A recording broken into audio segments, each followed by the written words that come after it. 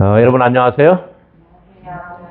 우리가 복음서를 공부할 때 몇 가지 포인트를 가지고 또는 기준이라고 할까 아니면 관점을 가지고 이런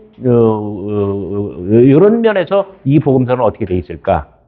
요 점에 대해서 이 복음서는 특정 복음서는 뭐라고 말할까?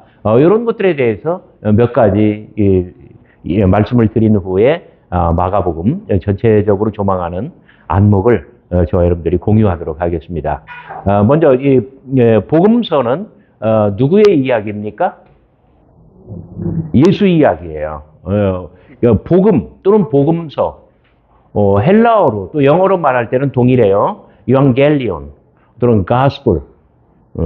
우리말로는 복음, 복음서 다르게 번역을 하지만 동일한 말입니다. 이완겔리온 또는 영어로는 가스폴. 그렇게 할 때에 이완겔리온, 가스폴은 예수 이야기예요.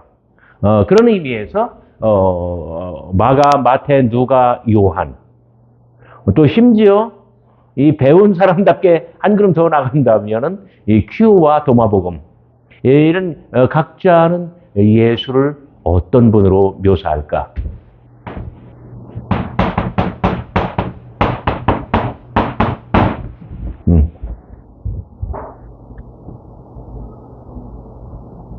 그 예수를 누구라고 말하느냐, 어떤 분으로 묘사를 하느냐, 이런 것을 신학적인 용어로는 기독론이라고 하죠. 그죠? 그래, 기독론. 그 마가의 기독론은 뭐냐? 그 마태, 누가, 요한은 달라지는가? 자, 이런 어떤 그 기준을 가지고 각각의 복음서를 읽으면 참 좋을 것 같아요. 특별히 마가복음은 어떤 분으로 예수님을 소개할 것 같아요? 여러분들이 아는 대로 말씀드리면 종으로 이제 많이 이게 이제 몇십 년 동안 또는 100년 넘게 또는 몇백 년 동안 서구 기독교와 우리나라 교회들에서 가르친 거예요. 좀 그런 이제 교회에서 뭐 그냥 이렇게 막 뭉뚱그려서 하는 말이고 좀 더 디테일하게 말하자면 예수님은 길을 가는 사람. 왜냐하면 마가복음은 많은 경우에 있어서 이 길의 복음이라고 이야기를 하잖아요. 물론 길 그냥 우리가 걷는 길 그런 의미도 있습니다만은 추상명사로서 어떤 가치를 부여해서 길, 길이라고 하는 것, 그 어떤 길을 가느냐? 쉽게 말하면 예루살렘으로 가는 길, 고난의 길.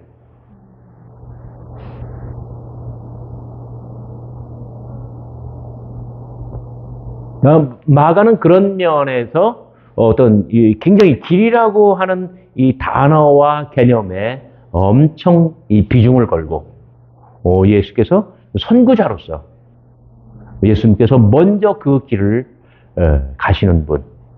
그래서 거기에 비해서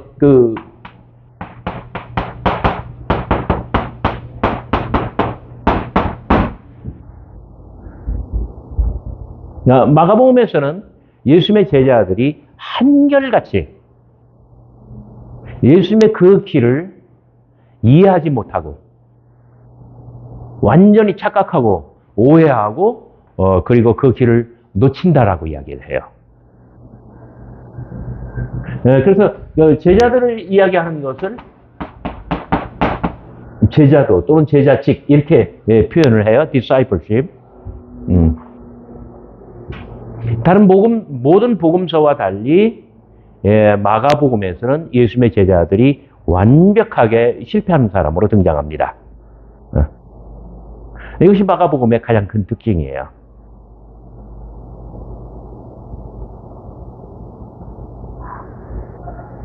처음에는 무지합니다. 뭔가를 알지 못해요. 어떻게 무지해요? 무지하게 무지해요. 근데 무지는 오해로 바뀝니다. 처음에는 알지 못해요. 지식이 없어요. 그런데 그 다음 단계로 가면 오해예요. 잘못 알고 있어요. 거꾸로 알고 있어요. 그리고 무지는 오해로. 오해는 이 배반으로 바뀝니다.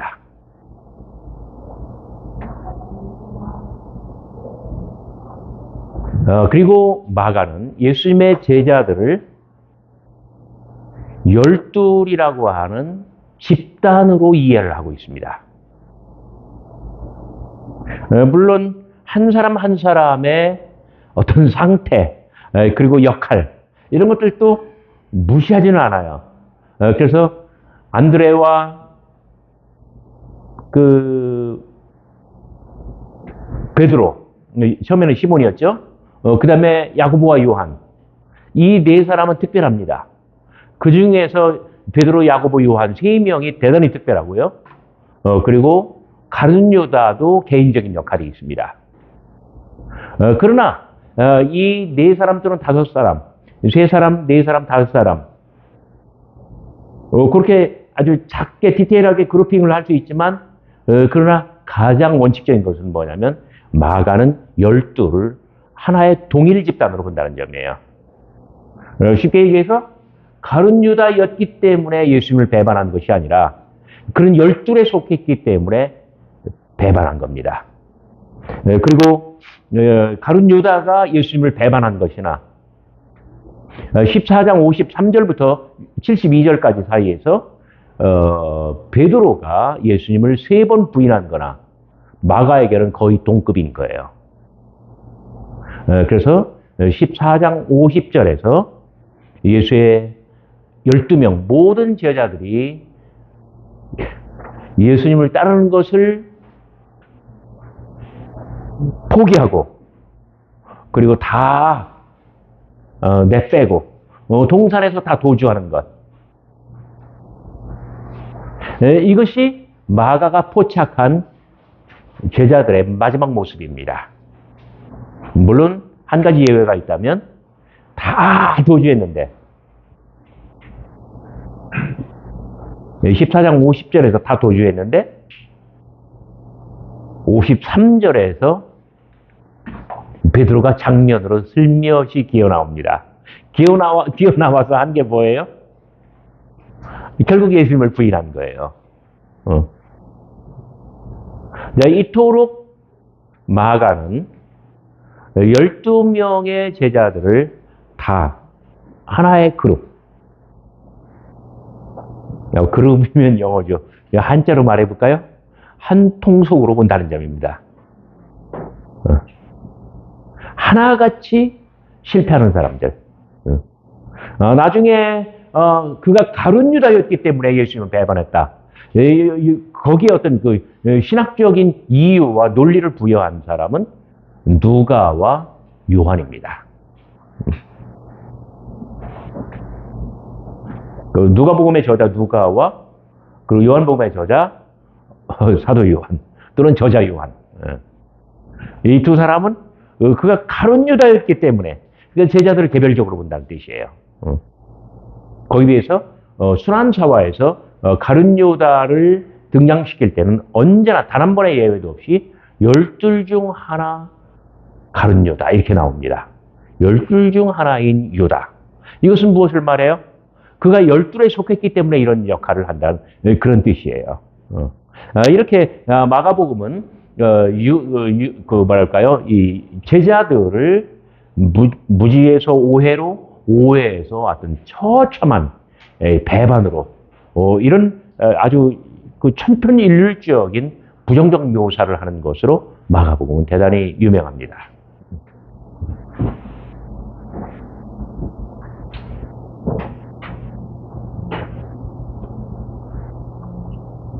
자, 마가는 왜 예수님을 길을 가시는 분, 고난의 주인공으로 보았을까요? 그리고 제자들을 오해의 함정에 빠뜨릴까요? 우리가 복음서를 읽을 때 또 하나의 주안점은, 하나의 기준점은 뭐냐면 이 복음서 저자와 이 저자가 속한 교회 공동체가 어떤 상황에 처해 있을까?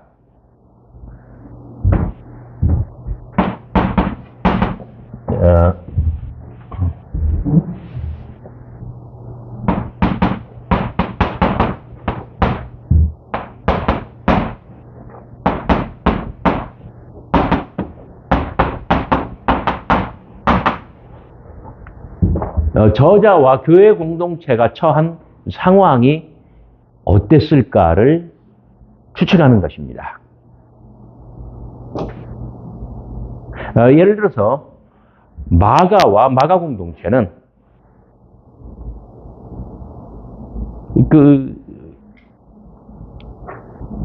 아주 대단히 어려운 상황, 아주 극한적 상황에 처해 있었다라고 생각을 할 수가 있어요.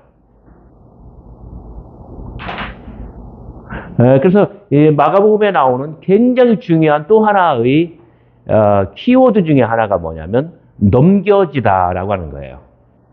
파라디도미.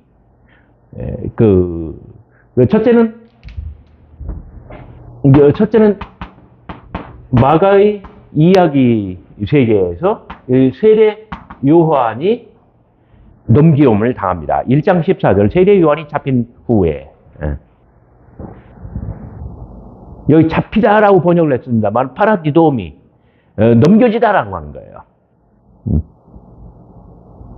예를 들어 우리가 사극을 본다든지 그런 사극 영화 이런 걸 볼 때 일단 끌려가가지고 사또 앞에 끌려가고 아니면은 사원부로 끌려가고 하면 거기서 헤어나와요, 못 나와요? 대부분은 못 나오죠. 그죠?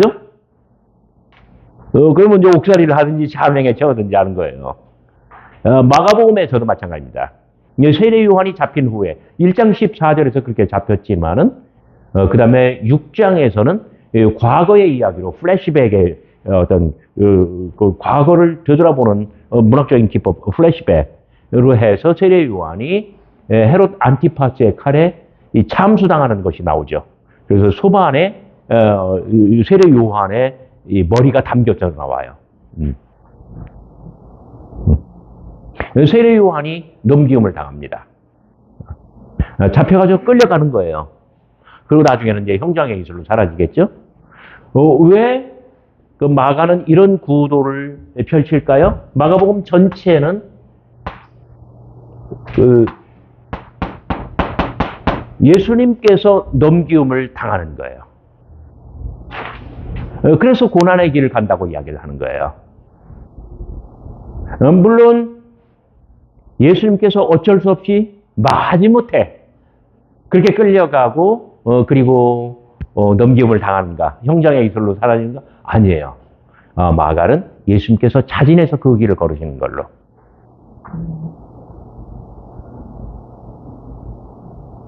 이제 바로 이런 점에서 6장 1절부터 6절까지 나와 있는 고향 방문의 이야기. 서구 신학자들은 저의 이런 것을 결코 쉽게 이해하지 못해요. 어떤 주석에도 이런 이야기는 나오지 않아요. 뭐냐면, 제가 이렇게 마가복음 전체를 볼 때에 이것은 불후의 방문이에요. 더 이상 예수님은 어머니를 뵈러 가지는 못해요. 그죠? 그럼 무엇을 뜻해요? 예수님께서 모친 마리아와 사랑하는 동생들을 마지막으로 보러 가는 여행이라는 뜻이에요. 그 이전에 예수님께서는 이미 고난의 운명을 받아들이셨고 고난의 길을 당신의 길로 택하셨으며 자진하여 그 길을 올곧게 변함없이 가시는 분으로 마가는 구상하고 있는 거예요. 자, 이런 세례 요한이 하나의 선구자처럼 그 길을 먼저 간 사람, 이 길을 예비하는 사람, 그리고 그 길로서 예수님께서 올곧게 단 한 번도 변심하지 아니하고 고난의 길을 걸어가셨다. 왜 이런 이야기를 할까요? 그것은 곧 마가 공동체가 마가 공동체가 세례 요한이나 예수님처럼 아주 지극한 고난의 상황에 처해 있기 때문입니다. 세례 요한이 그렇게 했고, 그리고 예수님이 공생애 내내 고난의 길을 가셨다. 결국 마가의 독자들과 그다음에 이 마가의 교회 공동체 사람들이 예수님 당신의 길을 자신의 길로 받아들이고 운명으로 받아들이고 이것을 복음 곧 하나님의 나라, 하나님 나라의 영광으로 가는 길로 받아들이고 그 길을 마침내 걸을 수 있느냐. 이것이 마가복음이 우리에게 말을 걸어오는 하나의 화두, 메시지라고 볼 수 있는 거예요.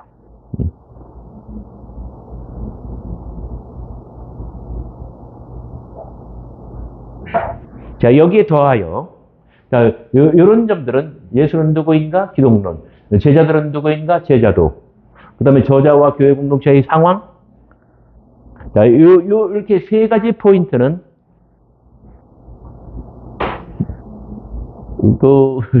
신약학자면 누구나 다 이야기할 수 있는 것이고, 여러분들이 개론책을 보면 어느 책이든 다 서술하고 있는 거예요. 물론 뭐 이렇게 정확하게 잘 이렇게 포착해서 하는 그런 선생님들과 책도 있고 그렇지 않은 경우도 있겠죠. 자, 여기에 더하여 한두 가지만 제가 더 말씀드리자면 이 예수님과 제자들과 마찬가지로 다른 많은 등장인물들을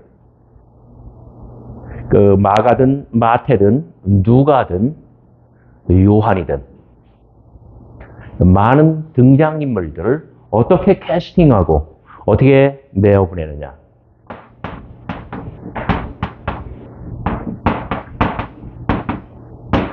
그 등장인물을 영어로는 캐릭터라고 하죠. 네.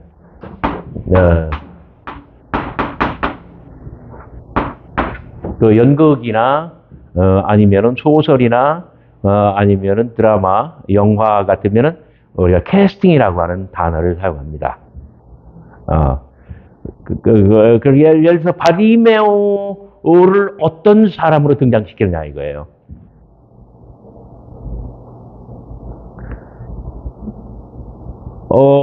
문학 이론에서는 그런 것을 특질이라고 합니다. 특질.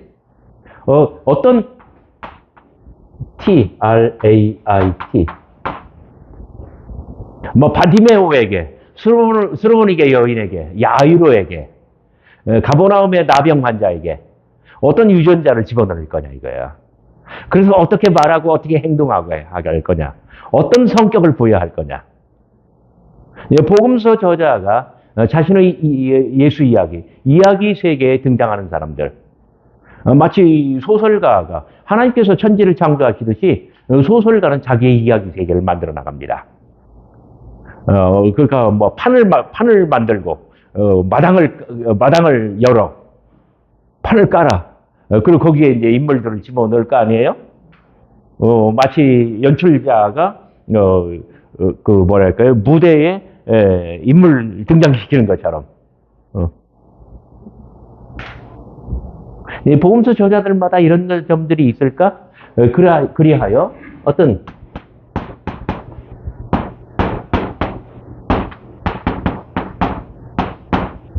복음서에서는 어떤 이야기가 극적인 장면을 연출하는가. 이런 것들을 보는 것은 굉장히 아주 재미있고 흥미로운 포인트예요. 그렇지 않겠어요?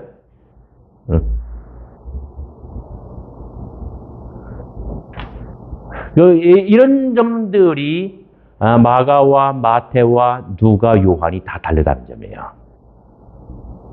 사람을 어떻게 캐스팅하여 등장시키는가. 그 각각의 사람들에게 어떤 특질, 어떤 유전자, 어떤 DNA를 부여해서 어떻게 말하게 하고 어떻게 행동하게 하고 쉽게 말하면 승질 나오게 만드는 거예요. 그 사람의 어떤 특징적인 성격이 나오게 만드는 거예요. 그렇게 함으로써 어떤 이야기에 도달했을 때 그 사건, 그 이야기에서 극적인 효과가 나타나게 되는가. 좀 재밌지 않겠어요? 여러분들이 볼 때 뭐 그냥 복음서 분간하지 아니하고 여러분들이 볼 때 어떤 장면이 굉장히 극적일 것 같아요. 한번 뭐 사람마다 다 다르게 느끼겠지만 뭐든지 기억나는 거 한번 이야기를 해봐요. 굉장히 인상 깊게 남고 정말 나에게는 이게 아주 대단히 극적인, 드라마틱한 그런 순간이 된다. 많아요. 예? 옥합을 깨뜨려. 옥합을 깨뜨려갖고 어떻게 하려고? 어디에 어떻게 했어요?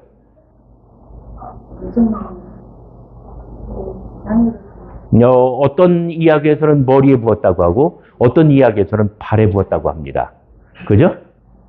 이런 것들이 바로 뭐냐면은 이 캐스팅과 극적 장면의 연출이에요. 마가에서는 그 여인이 이름이 없어요. 무명의 여인이에요. 이름을 잃은 여인이에요. 근데 머리에 기름을 부어요. 그러면은 구약 성경에 나오는 어떤 장면하고 똑같아요.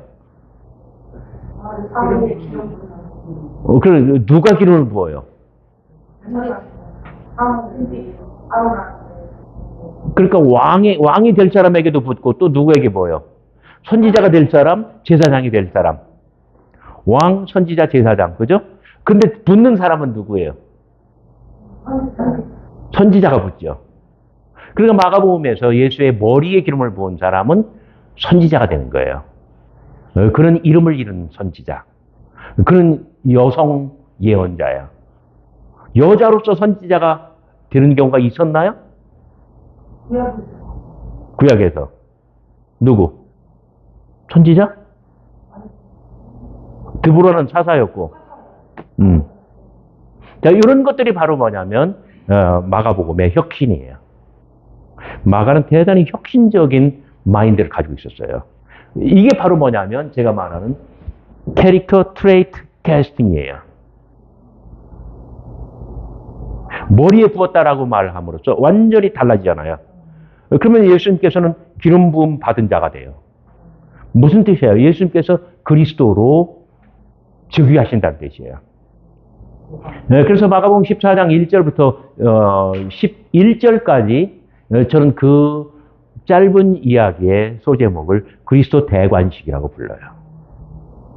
예수께서 이름 없는 한 여성 예언자에 의해서 머리에 기름을 붓고 기름 부음을 받으시고 그리고 그리스도의 관을 쓰십니다.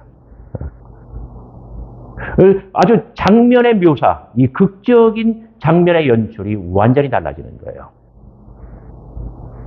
누가복음이나 요한복음에 의하면은 그 여인의 이름은 마리아입니다. 누구라고요? 마리아가 말이야. 어디다 붓다고? 머리가 아니지. 이 사람들 머리 나쁘네. 그래. 머리 나쁜 사람들이 꼭 머리에 부었다고 해. 네, 그래요. 발에 부었어요. 그리고 머리칼로 씻고. 어떤 이미지가 나오나요? 이렇게 했을 때. 나의 머리는 그리스도의 발이야. 그리스도의 발은 나의 영광이야. 그리스도에 대한 한없는 존경. 그죠? 한없는 존경과 사랑. 이런 것들이 뭐냐면, 동일한 사건이지만은 사람을 다르게 캐스팅하고 장면을 다르게 연출하여 거기서 우러나오는 의미가 달라지는 거예요. 뭐 또 어떤 뭐 극적인 장면 여러분들이 기억하실 만한 것들이 있나요? 저에게는 굉장히 많아요. 예를 들어서 부활절 새벽 요한복음 같으면은 예루살렘 제자들이 모여 있던 곳과 예수님의 무덤 사이를 가장 많이 왔다 갔다 한 사람은 누구예요? 막달라 마리아입니다. 막달라 마리아는 막 두려웠어요. 막달라 마리아는 너무나 가슴이 막 뛰었어요. 뭐 견딜 수가 없었어요. 그래서 새벽에 무덤을 찾았어요. 그런데 무덤 문은 열려 있었어요. 수동태를 사용합니다. 무덤 문은 열려 있었다. 전문 용어로 divine passive, 신적 수동태라고 말을 합니다. 하나님께서 그 새벽에 무덤 문을 열어놓으셨다는 거예요. 막달라 마리아가 본 것은 여기까지입니다. 그는 예루살렘으로 달렸습니다. 아낙네의 힘으로, 여인의 힘으로, 아녀자의 힘으로 막 걸음아 날 달려라 하고 달렸어요. 그리고 제자들이 모인 곳에 가서 문을 두드리고 누군가 내 주님의 시신을 훔쳤습니다. 무덤 문이 열려져 있었습니다. 도난당했습니다. 그 길로 두 사람이 막 뛰어갑니다. 성격 급한 두 사람이. 베드로와 또 젊은 제자, 사랑받던 제자, 아마도 요한이었을 겁니다. 요한이라고 밝히지는 않습니다. 그런데 베드로는 수제자고 또 한 사람은 애제자입니다.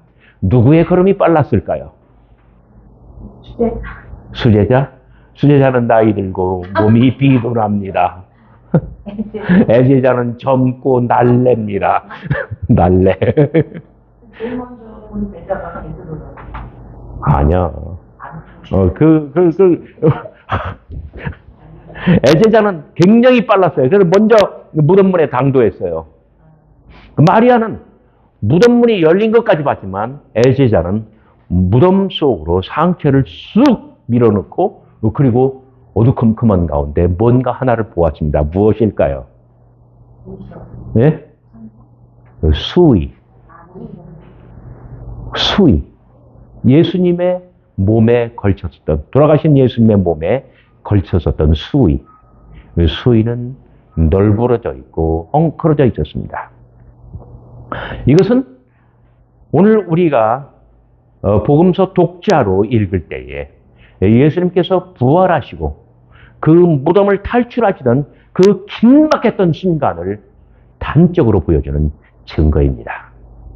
예수께서는 후련히 부활하셨고 그리고 열린 문으로 아주 정말 애제자의 걸음보다 훨씬 더 날래게 순식간에 휘릭 무덤을 빠져나가신 것입니다. 벌써 계시의 단계가 다르죠. 막달라 마리아, 그 다음에 애제자. 그 길로 비둔한 몸을 이끌고 수제자가 당도하였습니다. 수제자는 애제자와 달랐습니다. 나이 많고 살 날도 많이 남지 않았어. 그래서 두려울 게 없어. 수제자는 무덤 속으로 팍 차고 들어갔습니다. 무덤으로 들어가는 길에 수위가 널브러져 있고 헝클어지는 걸 보았습니다. 그리고 더 깊숙이 무덤 속에 지성소까지 들어가니 수제자는 뭔가 또 한 가지를 보게 되었습니다. 무엇일까요? 예수님의 얼굴을 감쌌던 수건. 수건. 이 수건은, 자, 수위가 아주 아무렇게나 널브러져 있었다고 한다면 이 수건은 잘 개놓았습니다. 보았디야. 그걸 어떻게 알아요? 라고 하면 나한테 물어보면 어떻게 해요? 성경에 써 있어요. 요한복음 21장인가 22장인가 보세요. 잘 포개놨대요. 옛날 개역 한글에는 개켜이 있었다.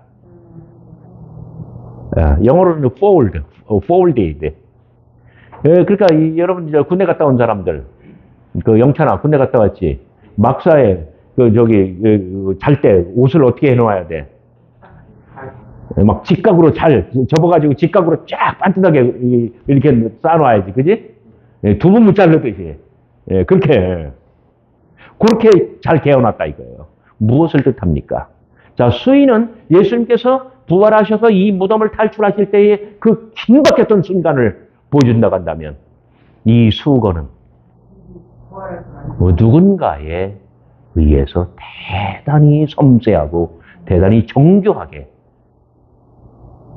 아주 그 배우의 어떤 그 하나님의 손길이 이렇게 하나님께서 이끌어 가시는 구원사, 그 정점을 이루는 부활의 사건이야말로 긴박했던 순간과 더불어 아주 정교하고 치밀하게 한 채 오차도 없이 이루어졌다는 것을 보여주는 극적인 장면이 아닙니까?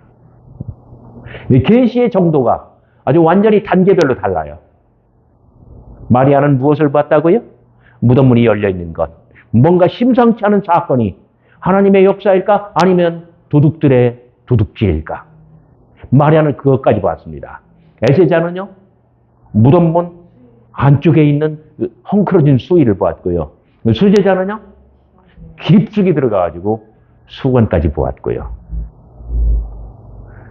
여기서 드라마가 끝날 줄 알았는데 그 길로 여자가 또 한 명 옵니다. 아까 그 여인입니다. 막달라 마리아. 마리아는 벌써부터 울고 있어요. 그런데 누군가의 인기척을 느낍니다. 그는 동산지기인 줄 알고 누군가 내 주님의 시신을 또는 몸을 훔쳐간나이다. 당신은 아시나이까? 그 사람은 동산지기가 아니라 부활하신 그리스도셨습니다. 그가 뒤에서 부르십니다. 마리아.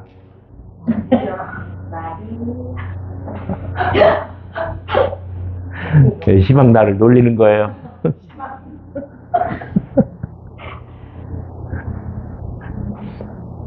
마리아는 너무나 친숙한 음색, 억양, 그리고 내 가슴에 불을 당기는 그 음성. 마리아는 소스라치게 놀랐습니다. 그리고 순식간에 돌이켜 주님에게 워락 끌어안고 안기려 하였으나 부활의 주님께서는 한 걸음 물러나시며 Touch me not. 나를 만지지 말라. 나는 아직 내 아버지께 이 부활의 몸을 베어드리지 아니하였느니라. 여기서 놀림의 탕제례라고 하는 굉장히 유명한 성화가 나와요. 바로 이 순간 나를 만지지 말라. 그날 아침에 마리아는 부활의 주님을 처음 배운 사람이 되었습니다. 계시는 4단계입니다. 첫째, 무덤문은 열려 있었습니다. 둘째, 애제자는 주님의 수의를 보았습니다. 셋째, 수제자는 잘 개어있는 주님의 수건을 보았습니다. 그리고 이게 어떤 그 부활의 진리가 계시돼 나가는 이게 단계예요. 마지막 단계에서 막달라 마리아는 부활의 주님과 만나 뵙고 그리고 대화를 나누었습니다. 얼마나 드라마틱합니까? 복음서 저자마다 예수 이야기를 드라마로 연출하고 그리고 대단히 인상적인 그 포인트를 만들어줍니다. 오늘 강의 여기까지 하도록 하겠습니다. 여러분 감사합니다.